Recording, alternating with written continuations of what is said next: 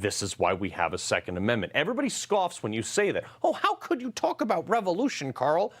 That's literally what our founding fathers intended. They wanted our government afraid of us. They wanted to give us the ability to shoot people who try to take away those rights. And as far as I'm concerned, any government that tries to take away those rights, specifically your gun rights, is a government that's probably about to do something that you might like to shoot them over. Here we are 250 years later, and I still believe every word of our Declaration, our Constitution, and our Bill of Rights. It's actually amazing. Like the foresight that our founding fathers had.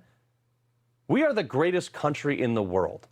Look, and I know what someone's saying, well, Carl, we may not have the highest test scores in like math or whatever. Okay, fine, China. We don't always have the highest IQ. I think it's Japan or India or something like that. We don't have the longest life expectancy. In fact, there's other countries that are number one on select issues, but we are still better than them because of our heart, because of our spirit, and our raw patriotism. By the way, that's called nationalism for you libs who think that's a bad thing. We are the greatest country in the world because there is no other place on earth where you can speak your mind, rise from nothing. Like, take Elon Musk. He is an African immigrant who came here and became the world's first trillionaire, and now he's landing like 25-story rockets into these colossal chopsticks to be reused. Never been done before. We split the atom, which made us back-to-back World War champions. And then 80 years later, the people we dropped it on, whose cities we turned into 6-foot thick sheets of glass, now they light up their cities with our colors on this day as a show of how much they respect us. We do flyovers at our sporting events because we invented flight. That we measure, by the way, in miles per hour because kilometers, not a thing. There's 5,280 feet in a mile, 12 inches in a foot, 4 quarts in a gallon, and water freezes at 32, not 0. By the way, and then we called that system the standard system because we have 11 aircraft carriers and we can, and not a single country on Earth challenged us. And here we are, about to advance even further than probably ever before in soccer, a sport that we don't even care about.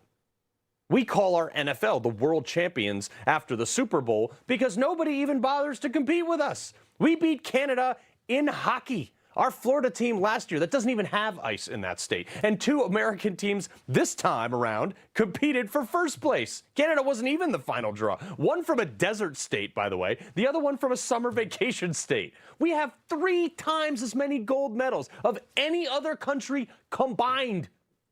We discovered electricity, we built the internet, the light bulb, GPS, personal computers, the telephone. We invented the assembly line. Hell, we invented the sliced bread machine.